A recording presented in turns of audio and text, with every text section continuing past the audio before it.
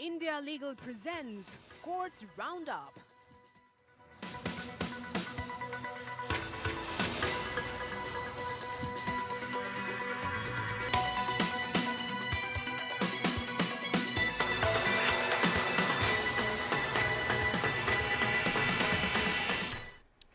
नमस्कार, courts roundup देख रहे हैं आप। मैं हूं आपके साथ नेहा दुबे। इस बुलेटिन में अगले आधे घंटे हम आपको कोर्ट से जुड़ी तमाम छोटी बड़ी खबरों से करवाएंगे रूबरू। कोर्ट की कार्रवाई और सुप्रीम कोर्ट से लेकर हाई कोर्ट्स और लो कोर्ट्स तक के फैसलों को रखेंगे आपके सामने।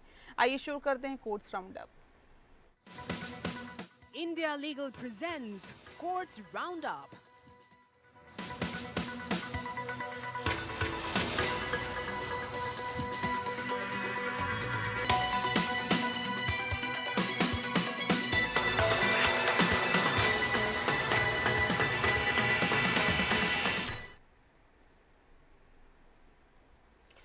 और खबर की तरफ रुख करते हैं विस्तार से। सबसे पहले बात करते हैं बिहार चुनाव आयोग की। दरअसल बता दें आपको कि बिहार में वोटर लिस्ट के रिवीजन के चुनाव आयोग के फैसले को चुनौती देने वाली याचिकाओं पर सुनवाई हुई है। दरअसल सुधांशु धुलिया की बेंच ने कहा है कि हम सभी याचिकाओं पर नहीं जाएंगे और सभी में चुनौती दी गई है। बता दें आपको कि इलेक्शन कमीशन के आदेश को हम जुड़े कानूनी सवालों पर बात करेंगे। वहीं गोपाल शंकर नारायण ने कहा है कि सर स्पेशल इंटेंसिटी रिवीजन ये पहली बार किया जा रहा है, वो भी सिर्फ 30 दिन में 11 दस्तावेज देने के लिए कहा गया है, जो कि पूरी तरह से पक्षपातपूर्ण है।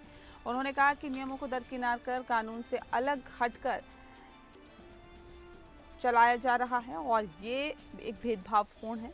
फिलहाल 7 करोड़ से ज़्यादा लोग प्रभावित हो रहे हैं, क्योंकि 2003 की जनगणना के मुताबिक इससे 3 करोड़ लोग प्रभावित हो रहे हैं। आयोग कहता है कि 1 जनवरी 2003 के बाद मतदाता सूची में नाम लिखवाने वालों को अब दस्तावेज देने होंगे। ये भेदभावपूर्ण है। गोपाल शंकर नारायण ने कहा है कि 1 जुलाई 2025 को 18 साल की आयु वाले नागरिक वोटर लिस्ट में शामिल हो सकते हैं। वोटर लिस्ट की समरी यानी समीक्षा हर साल नियमित रूप से होती है। इस बार ये हो चुकी है, लिहाजा अब एसआईआर को करने की ज़रूरत नहीं है। जस्टिस धुलिया ने कहा है कि लेकिन इसमें तो व्यवहारिकता भी जुड़ी हुई है। ईसीआई ने ये तारीख इसलिए तय की है क्योंकि ये कंप्यूटराइजेशन के बाद पहली बार हुआ था, तो इसमें एक रीजनिंग है। वकील गोपाल ने कहा है कि इन 11 दस्तावेजों में आधार कार्ड को शामिल नहीं किया गया है। इलेक्शन कमीशन के लिए पेश वकील राकेश ने कहा है कि आधार नागरिकता का वैध प्रमाण नहीं है। जस्टिस दुलिया ने कहा है कि ईसी को नागरिकता तय का अधिकार नहीं है, ये गृह मंत्रालय का काम है। अगर आपको नागरिकता का प्रमाण देना है तो इसके लिए कठोर अर्ध न्यायिक प्रक्रिया की आवश्यकता है। इलेक्शन कमीशन ने कोर्ट ने इलेक्शन कमीशन से कहा है कि अगर आप प्रस्तावित चुनावों से 3 महीने पहले फैसला करते हैं तो आपको इसके लिए समय देना चाहिए था। सुप्रीम कोर्ट ने आधार कार्ड को पहचान पत्र के रूप में मान्यता न देने को लेकर चुनाव आयोग के फैसले पर सवाल उठाया। इलेक्शन कमीशन ने जवाब देते हुए कहा, ऐसा इसलिए क्योंकि सिर्फ आधार कार्ड से नागरिकता साबित नहीं होती है। अगर आपको ये करना है तो फिर इतनी देरी क्यों की है? ये चुनाव से ठीक पहले नहीं होना चाहिए। जस्टिस धुलिया ने कहा है कि नागरिकता देखनी होगी, क्योंकि सिर्फ नागरिक ही वोट दे सकता है। वहीं एक याचिकाकर्ता के लिए अभिषेक मनु सिंघवी ने कहा है कि ये एक भी योग्य मतदाता को मताधिकार से वंचित करना समान अवसर के अधिकार को प्रभावित करता है। ये लोकतंत्र और बुनियादी ढांचे पर सीधा हमला करता है। कोर्ट ने कहा है कि यदि वह इस पूर्ण सत्यापन प्रक्रिया से गुजरेंगे तो इसमें बहुत समय लगेगा। सिंघवी ने कहा कि हाँ, अगर उन्होंने प्रक्रिया शुरू किया और 2 साल में पूरा कर लिया तो ये मान्य होगा। बिहार दूसरा सबसे ज़्यादा आबादी वाला राज्य है और वो बंगाल के लिए भी यही प्रक्रिया शुरू कर रहे हैं। अभिषेक मनु सिंघवी ने कहा है कि पूरा देश आधार में बनाने की मुहिम है और ऐसे में फिर चुनाव आयोग कहता है कि यहाँ आधार नहीं मान्य होगा। और जस्टिस धुलिया ने कहा है कि नागरिकता ही मुख्य आधार है जो किसी व्यक्ति को मतदान का अधिकार देता है। वहीं वकील वृंदा ग्रोवर ने कहा है कि नागरिकता की जांच है जो गरीब प्रवासियों को निशाना बना रही है, यहाँ अनुच्छेद 14 की तरफ पूरी तरह लागू होता है। कोर्ट ने कहा है कि यहाँ पर चुनाव आयोग का अधिकार एसआईआर करने की प्रणाली और एसआईआर कराने की समय पर भी सवाल उठाए हैं। सुप्रीम कोर्ट ने आदेश में कहा है कि हमारे 3 सवाल हमारे सामने थे। एसआईआर को लेकर इलेक्शन कमीशन के अधिकार, उसकी प्रक्रिया पर और समय। सुप्रीम कोर्ट ने कहा है कि हमारा मानना है कि इस मामले में विस्तृत सुनवाई की जरूरत है।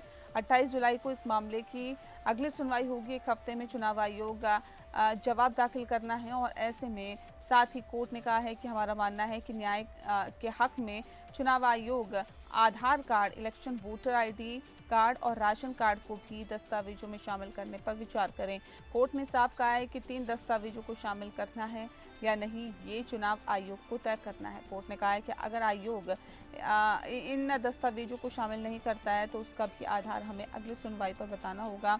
हालांकि ऑर्डर में इसको दर्ज नहीं किया गया।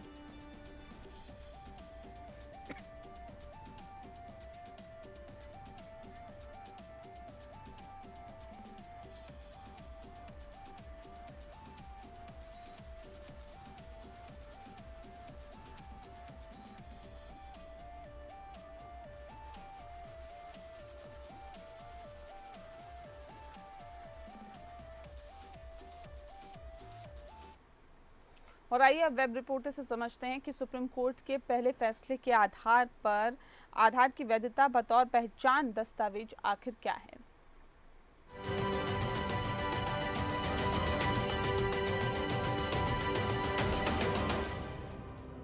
यह बात साफ कर दी गई है कि आधार कार्ड नागरिकता का सबूत नहीं है। ये भारत के चुनाव आयोग ने 10 जुलाई को सुप्रीम कोर्ट में कही, जब बिहार में वोटर लिस्ट की स्पेशल इंटेंसिव रिवीजन को चुनौती देने वाली याचिकाओं पर सुनवाई हो रही थी। ये बात आधार अधिनियम की धारा 7 से भी साबित होती है, जिसमें कहा गया है कि आधार केवल उन्हीं योजनाओं के लिए ज़रूरी हो सकता है जो केंद्र सरकार की ओर से दी जाने वाली सब्सिडी या लाभ से जुड़ी हों। यानी सिर्फ सरकारी लाभ लेने के लिए आधार ज़रूरी किया जा सकता है, बाकी मामलों में नहीं। Case Puttaswamy versus union of India के केस में सुप्रीम कोर्ट ने कहा था कि आधार स्कूल में दाखिले या 6 से 14 साल के बच्चों को शिक्षा के अधिकार के लिए ज़रूरी नहीं किया जा सकता। शिक्षा एक अधिकार है, न कि एक बायोमेट्रिक पहचान की प्रतिक्रिया। विनोय विश्वम वर्सेस यूनियन ऑफ इंडिया में कोर्ट ने केवल पैन कार्ड और आधार की लिंकिंग को इनकम टैक्स के लिए मान्य किया था, लेकिन साथ ही साथ यह भी कहा था कि आधार कोई यूनिवर्सल पहचान पत्र नहीं है। आधार कार्ड सिर्फ पहचान के लिए है, नागरिकता, उम्र या हर जगह ज़रूरी होने वाला प्रमाण नहीं। Do follow for more such legal updates.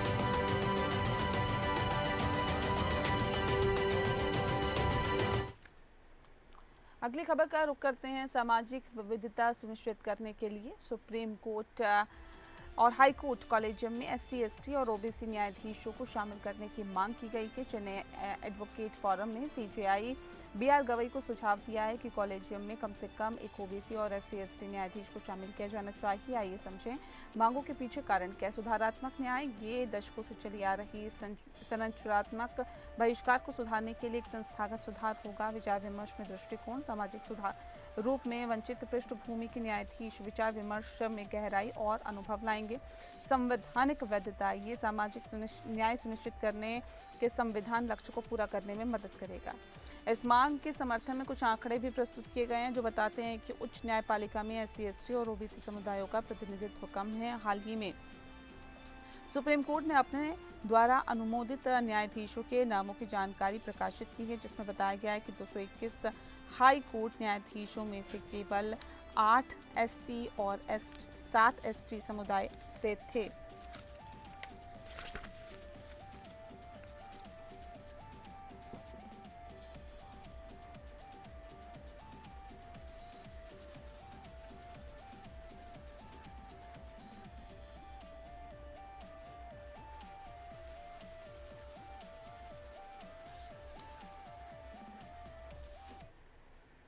वहीं सुप्रीम कोर्ट ने फिल्म उदयपुर फाइल्स के खिलाफ दायर याचिका पर सुनवाई करते हुए कहा है कि उन्होंने पहले ही स्पष्ट कर दिया था कि इस मामले में तत्काल सुनवाई नहीं की जाएगी। कोर्ट ने याचिकाकर्ता को फटकार लगाते हुए कहा है कि जब कोर्ट ने पहले ही कह दिया था कि इस मामले में तत्काल सुनवाई नहीं होगी तो फिर इस तरह की याचिका दायर करने का क्या औचित्य है। कोर्ट ने कहा है कि याचिकाकर्ता को पहले ही पता था कि इस मामले में क्या आदेश पारित किया गया था और फिर भी उन्होंने इस तरह की याचिका दायर की। कोर्ट ने याचिकाकर्ता की इस कार्रवाई पर नाराजगी जताई है और कहा है कि इस तरह की याचिकाएं कोर्ट से समय की बर्बादी है, कोर्ट के समय की बर्बादी है, जबकि फिल्म की रिलीज की तारीख 11 जुलाई निर्धारित है।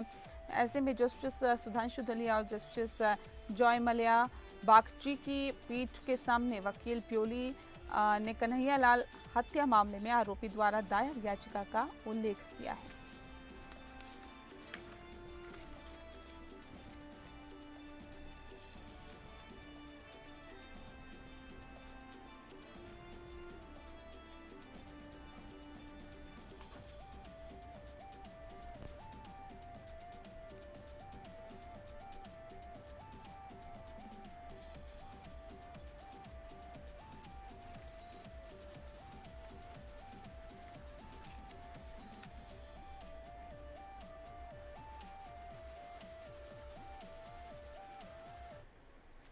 और चलिए अगली खबर का रुख करते हैं। सुप्रीम कोर्ट ने मलयाली नर्स निमिषा प्रिया के यमन से भारत वापसी के मामले में केंद्र सरकार की राजनयिक वार्ता की सराहना की है। जस्टिस सुधांशु धुलिया और जस्टिस जॉय मल्या बागची की पीठ ने कहा है कि केंद्र सरकार ने इस मामले में सकारात्मक भूमिका निभाई है और यमन से निमिषा प्रिया की सुरक्षित वापसी सुनिश्चित की है।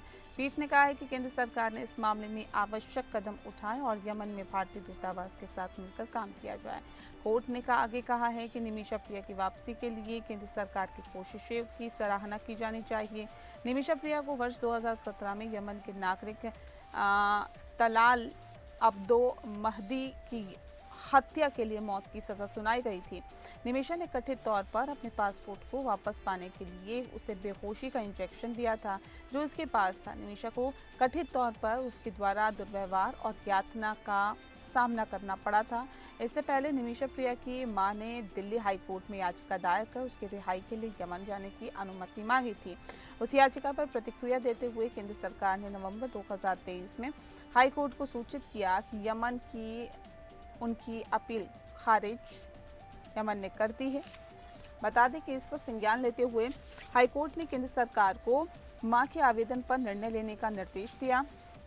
मां ने भारतीय नागरिकों के यमन जाने पर लगे प्रतिबंध के बावजूद वहां जाने की अनुमति मांगी थी। निमिषा प्रिया एक मलयाली नर्स थी और जो यमन में काम कर रही थी और यमन में संघर्ष के कारण वे भारत वापस आने की कोशिश कर रही थी। कोर्ट ने केंद्र सरकार को निर्देश दिया है कि वह उनकी वापसी के लिए आवश्यक कदम उठाएं और अब कोर्ट ने केंद्र सरकार की कोशिशों की सराहना की है और कहा है कि इस मामले में राजनयिक वार्ता के माध्यम से निमिषा प्रिया की वापसी सुनिश्चित की गई है।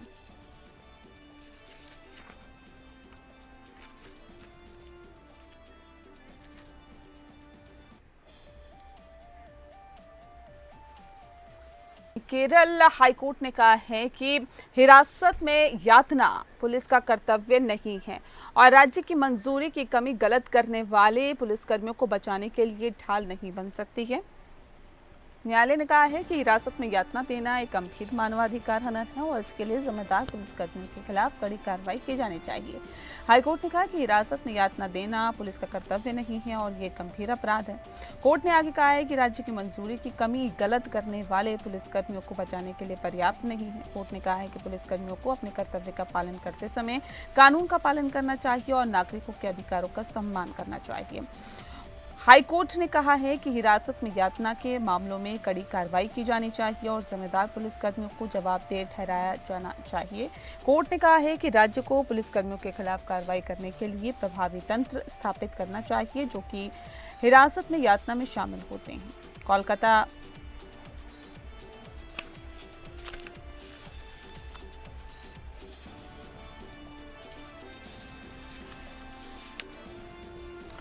तो केरल हाईकोर्ट ने कहा है कि हिरासत में यातना पुलिस का कर्तव्य नहीं है और राज्य की मंजूरी की कमी गलत करने वाले पुलिसकर्मियों को बचाने के लिए ढाल नहीं बन सकती है।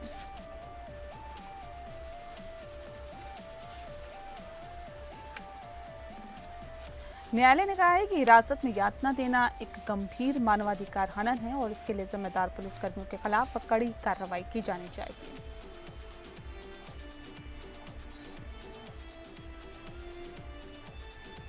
हाईकोर्ट ने कहा है कि हिरासत में यातना देना पुलिस का कर्तव्य नहीं है और ये गंभीर अपराध है।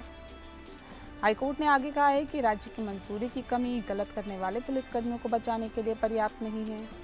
कोर्ट ने कहा है कि पुलिसकर्मियों को अपने कर्तव्यों का पालन करते समय कानून का पालन करना चाहिए और नागरिकों के अधिकारों का सम्मान करना चाहिए।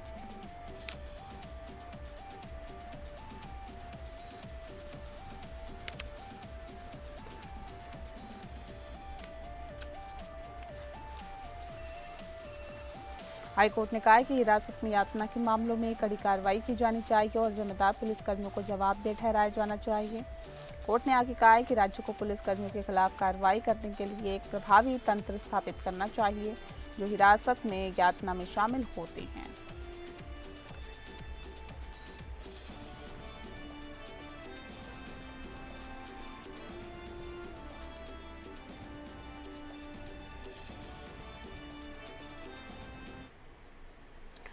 और चलिए अगली खबर का रुख करते हैं। कलकत्ता के एक बताते हैं आपको लॉ कॉलेज में सामूहिक बलात्कार का मामला सामने आया है। इसमें मामले के अंदर कोलकाता पुलिस ने जांच शुरू कर दी है और अब तक किसी की गिरफ्तारी नहीं हुई है। पीड़िता ने आरोप लगाया है कि उसके साथ सामूहिक बलात्कार किया गया। कोलकाता हाईकोर्ट ने इस मामले का स्वतः संज्ञान लिया है और राज्य सरकार से रिपोर्ट मांगी है।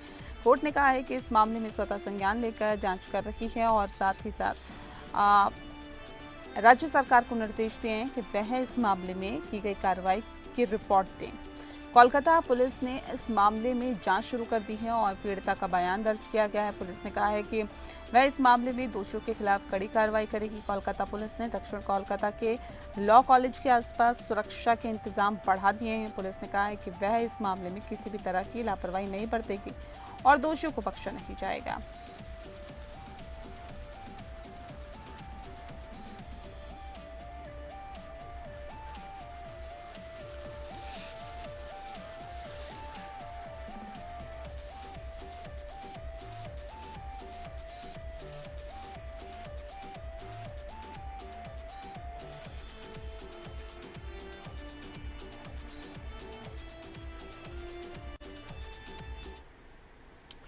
अगली खबर का रुख करते हैं। मुकेश बनाम उत्तर प्रदेश राज्य मामला बता दें आपको कि सुप्रीम कोर्ट में लंबित है और ऐसे में ये मामला इलाहाबाद हाई कोर्ट में लंबित क्रिमिनल अपील से संबंधित है। मुकेश और 2 अन्य आरोपियों को हत्या, आपराधिक साजिश और आर्म्स एक्ट के तहत दोषी ठहराया गया।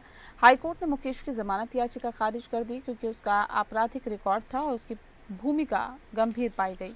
हालांकि हाईकोर्ट ने 2 अन्य आरोपियों को जमानत पर रिहा करने का आदेश दिया है क्योंकि वह 10 साल से ज़्यादा समय से जेल में थे और उनका अपील अभी भी लंबित थी। बता दें आपको कि हाईकोर्ट ने अनुच्छेद 21 के तहत निष्पक्ष और त्वरित सुनवाई के अधिकार को ध्यान में रखते हुए 2 आरोपियों को जमानत पर रिहा करने का आदेश दिया है। कोर्ट ने कहा है कि मुकेश की भूमिका गंभीर थी और उसका आपराधिक रिकॉर्ड था, इसीलिए उसकी जमानत याचिका खारिज की जाती है। हाई कोर्ट ने लोअर कोर्ट की फाइलें प्राप्त कर ली है और पेपर बुक तैयार करने का आदेश भी दिया है।